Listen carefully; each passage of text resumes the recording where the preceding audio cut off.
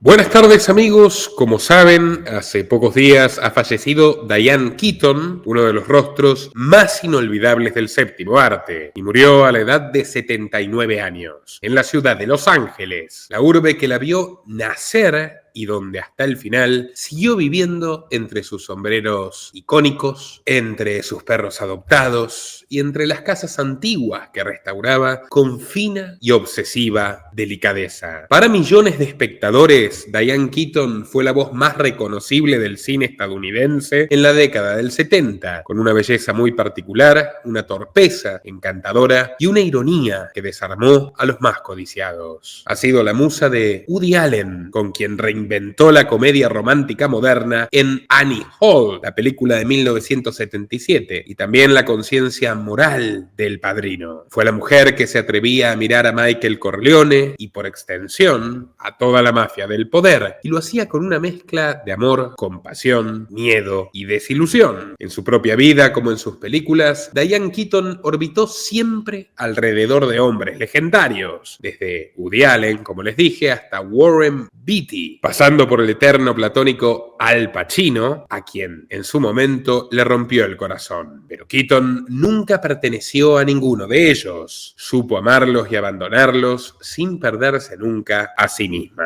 Fue demócrata por convicción, feminista a su manera y contradictoria por naturaleza, pues así como nunca se casó con un hombre, tampoco con una filosofía política, ni con la idea de cómo debía comportarse una estrella de Hollywood. Diane Keaton fue, ante todo, una mujer libre, y hoy vamos a recordarla. Keaton nació con el nombre de Diane Hall un 5 de enero de 1946. Era la mayor de 4 hermanos, hija del ingeniero civil Jack Hall y de Dorothy Keaton, ama de casa, fotógrafa aficionada y por sobre todas las cosas, su mamá, una artista frustrada. Dorothy pasaba las tardes al piano, interpretando sonatas de Chopin mientras el sol caía detrás de las persianas. Diane recordaría aquella escena toda su vida, su madre cantando con voz tenue, los dedos deslizándose torpemente sobre las teclas, la mirada fija en un punto invisible, su dolor de ama de casa desesperada. Cito: mamá cantaba, tocaba el piano, era una mujer hermosa. Su casa estaba dividida entre 2 templos, el catolicismo irlandés de su papá y el metodismo de su mamá, que fue el credo que oficialmente Diane Keaton abrazó, aunque su verdadera religión sería, vaya que lo sería, el espectáculo. En la secundaria de Santa Ana ya despuntaba como una adolescente excéntrica, apasionada por el canto y el teatro. Interpretó a Blanche Dubois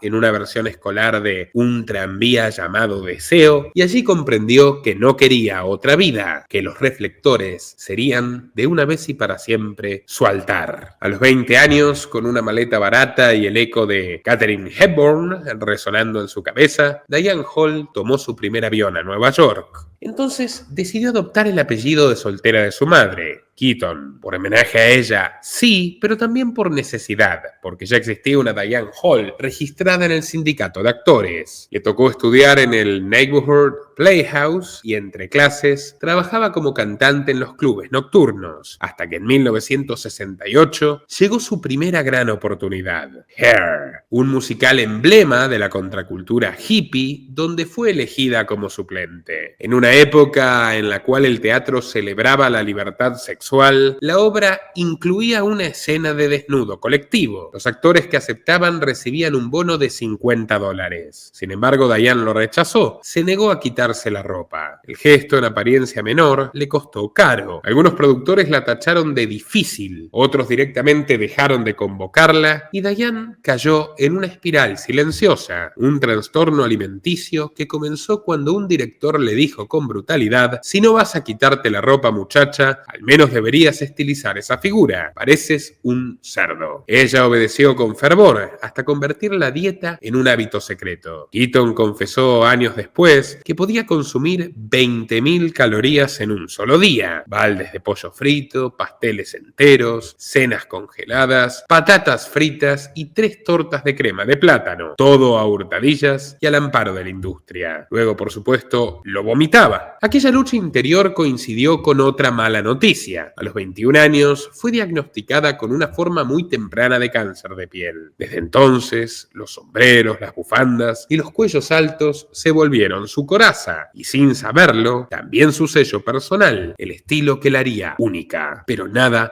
logró detenerla. Después de 9 meses en Hair, Keaton audicionó para Sueños de un seductor, una comedia romántica escrita por un joven humorista que ya fascinaba a Nueva York, un tal Woody Allen. Ladies and gentlemen, the very funny Mr. Woody Allen.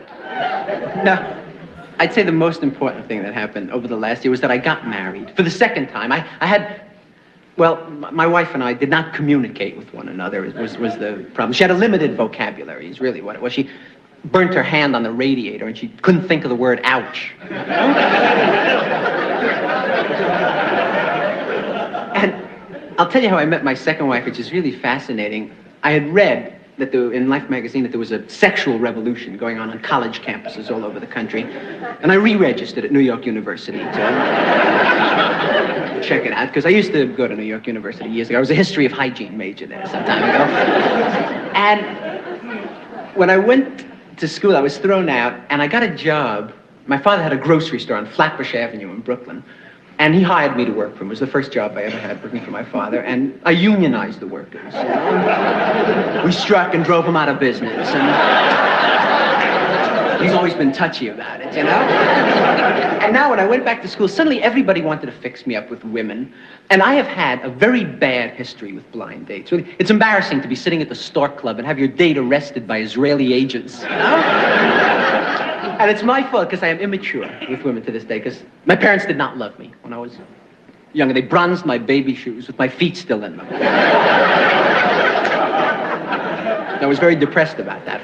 Bueno, sigue así. Diane casi fue descartada por ser demasiado alta. Ella medía 1,79 m y Woody Allen apenas 1,65 m, pero su torpeza encantadora y su sentido del humor conquistaron al cineasta desde la primera lectura. Así nació una de las asociaciones creativas más célebres de la historia del cine, Diane Keaton y Woody Allen. Y además, una historia de amor tan neurótica como inolvidable. La década de 1970 fue la del ascenso definitivo de Diane, y su consagración llegó con una película que redefiniría al cine moderno. Me refiero, por supuesto, a El Padrino, dirigida por Francis Ford Coppola. Keaton fue elegida para interpretar a Kay Adams, la novia y luego esposa de Michael Corleone, encarnado por el grandioso Al Pacino. Coppola la contrató atraído por su rareza. Quería una actriz que desentonara en el universo masculino y violento de la mafia italiana. Keaton lo consiguió. Como muchos sabrán, El Padrino narra el ascenso del joven Michael Corleone, un hombre destinado a reemplazar a su padre, Don Vito, al frente de un imperio criminal. Kay es el rostro civil en medio de esa oscuridad, una mujer civilizada, ajena a los códigos de la familia, que asiste con desconcierto, perpleja, al proceso por el cual el amor se convierte en poder. La película fue un éxito sin precedentes. Ganó el Oscar a la mejor película y cambió el rumbo del cine americano. Keaton, no obstante, quedó en un segundo plano frente a la monumental presencia de Pacino y Marlon Brando, que además ya estaban más maduros. 2 años después, regresó en El Padrino 2 de 1974, donde su personaje aparece transformado. Es más amarga, más lúcida, más solitaria. En una de las escenas más recordadas y donde brilla, Kay enfrenta a Michael y le confiesa, con una serenidad que hiela la sangre, que ha interrumpido su embarazo para no traer otro hijo a un mundo gobernado por hombres como él. Sin embargo, la crítica no fue generosa. La revista Time la calificó de invisible en la primera entrega y pálida en la segunda. Keaton, con su humor característico, solía decir que ella no se ofendía. Era difícil brillar entre tanto crimen organizado, pero su destino cambió con Woody Allen. Tras Sueños de un seductor del 72, rodaron juntos El Dormilón y La última noche de Boris Grushenko. Allen la consideraba su musa y escribía los personajes pensando exclusivamente en ella. Pero la cima de esa colaboración llegó con Annie Hall. La película cuenta la historia de Albie Singer, un humorista neurótico que repasa su relación con una joven cantante excéntrica llamada Annie Hall. El personaje era en buena medida la versión idealizada de la mismísima Diane. El vestuario que la inmortalizó, chalecos, camisas masculinas, corbatas flojas y pantalones anchos, era su propia ropa, comprada en tiendas de segunda mano, costumbre que heredó de su mamá. Annie Hall fue un verdadero fenómeno. Ganó 4 premios Oscar,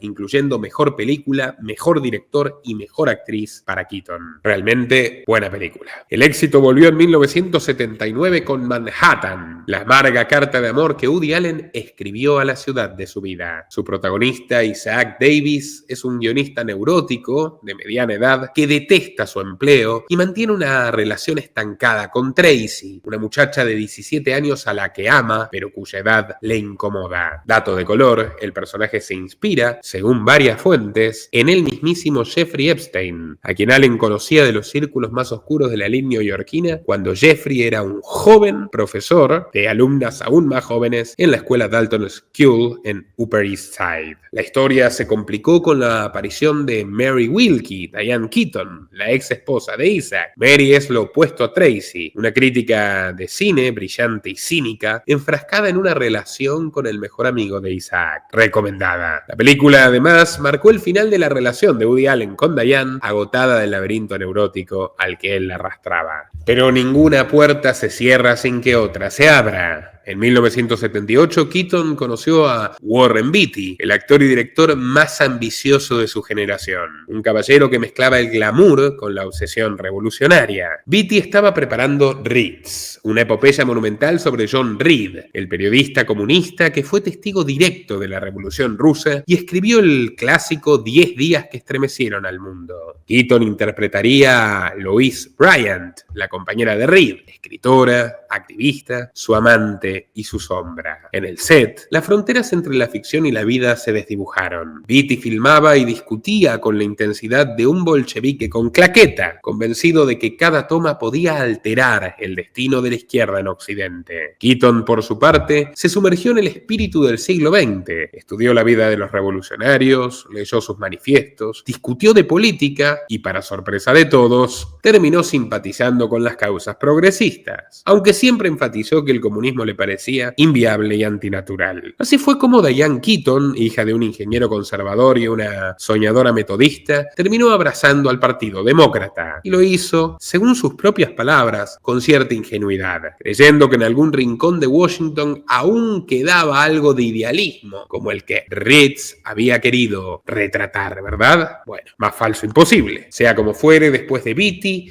vino la historia romántica más larga y más dolorosa de su carrera, su confeso amor por Al Pacino. Durante casi 15 años, Keaton y Pacino vivieron un amor tórrido e intermitente, lleno de pasión y de huidas, de inteligencia y de caos. En sus memorias, ella lo describe con cierta ternura. Al era encantador, hilarante, hablaba sin parar, tenía el aire de un huérfano perdido, de un sabio idiota o loco. Y oh, qué hermoso italiano. Pero el tiempo hizo lo suyo. A finales de los años 80, Diane, acercándose a los 40 años, sintió el peso del reloj y quería casarse, también formar una familia. Entonces le dio a Pacino un ultimátum, pero él se negó. Años después confesó que aquella ruptura la devastaría, pero que también la terminó liberando. Recordemos que el italoamericano también rompió el corazón de la madre de Angelina Jolie, Marcia Lynn Marjolin Bertrand. Bertrand siempre estuvo enamorada de él y no del repelente sionista y trampista actual de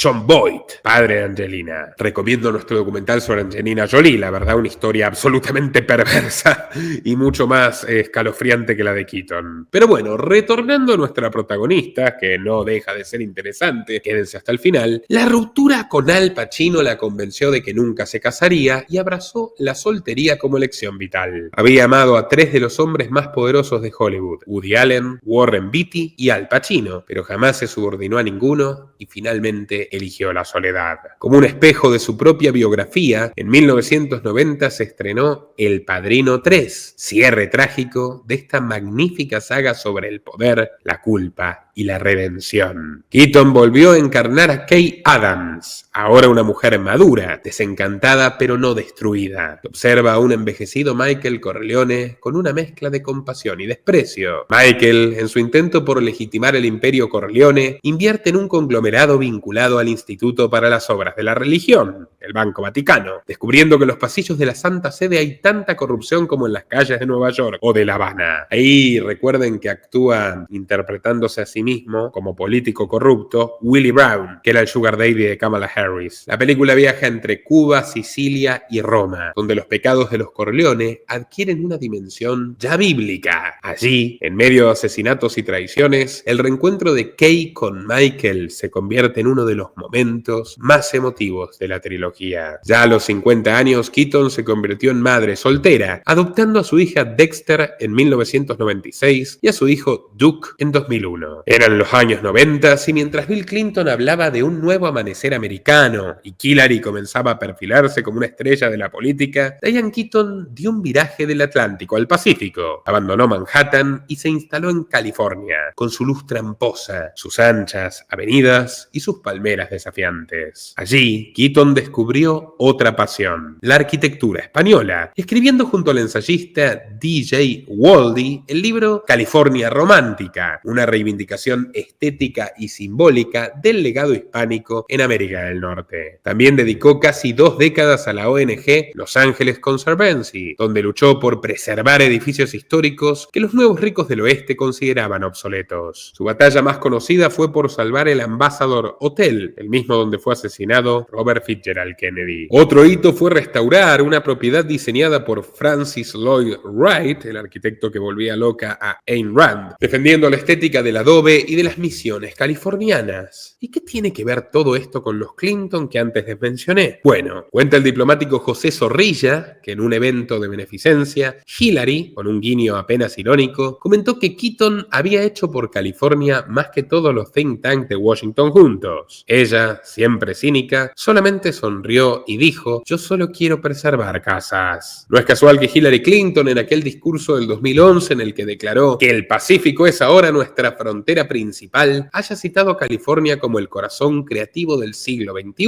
una tesis que Keaton había defendido en su libro. Sin embargo, no se dejó seducir por la progresía de una manera tan vulgar como otros actores y actrices. Y aunque siempre se declaró demócrata, feminista y libre del matrimonio y de las etiquetas, terminó siendo leal a Woody Allen. Cuando el huracán del Me Too y la casa de brujas feminista radical arrasaba Hollywood, Diane lo defendió abiertamente, sosteniendo que no podía cancelarse al gran director por esas acusaciones de abuso a su hija adoptiva, puesto que, pese al escándalo, la muchacha había obrado de acuerdo a su conciencia. "Woody Allen es mi amigo y sigo creyendo en él", tuiteó Keaton, y no le importó que le lloviera un vendaval de cancelaciones. Como si no bastara, compartió una entrevista de 60 Minutes de 1992, donde Allen, con ese aire de profesional de la neurosis, negaba toda acusación en su contra. Los titulares la tildaron de decepcionante, cómplice o anticuada, pero ella no se movió ni un milímetro. Fue valiente, más allá de lo que pensemos al respecto. Durante una entrevista radial, justo después de hablar sobre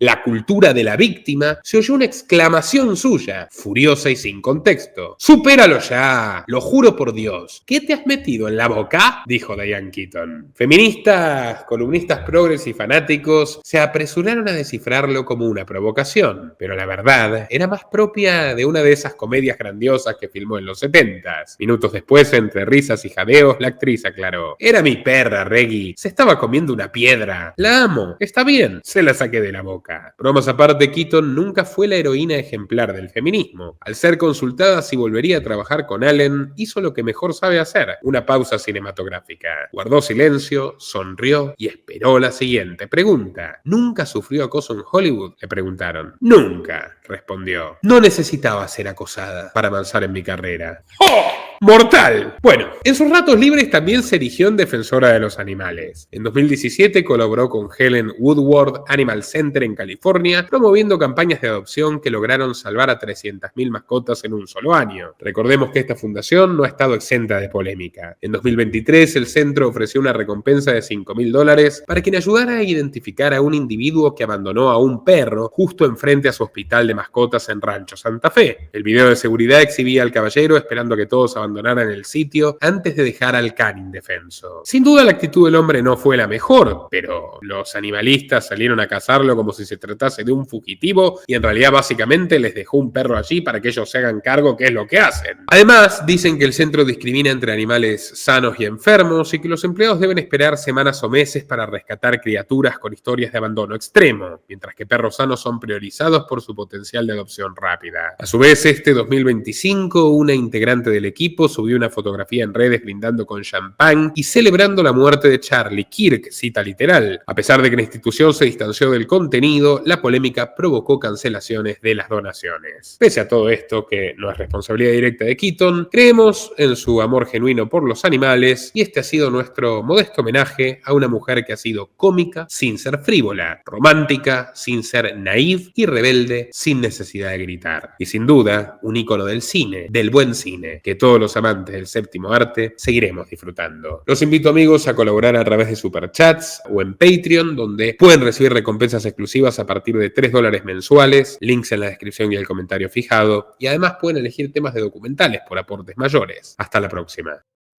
Nuestro trabajo depende de tu apoyo. Para que siga siendo posible, realiza tu aporte desde tan solo $3 por mes a través de Patreon, en los enlaces que figuran en la descripción o en el comentario fijado.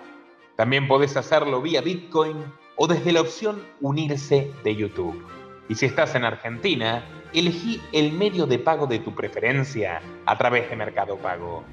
Quienes nos apoyen en Patreon desde $5 mensuales tendrán acceso a análisis, entrevistas, conferencias y documentales exclusivos.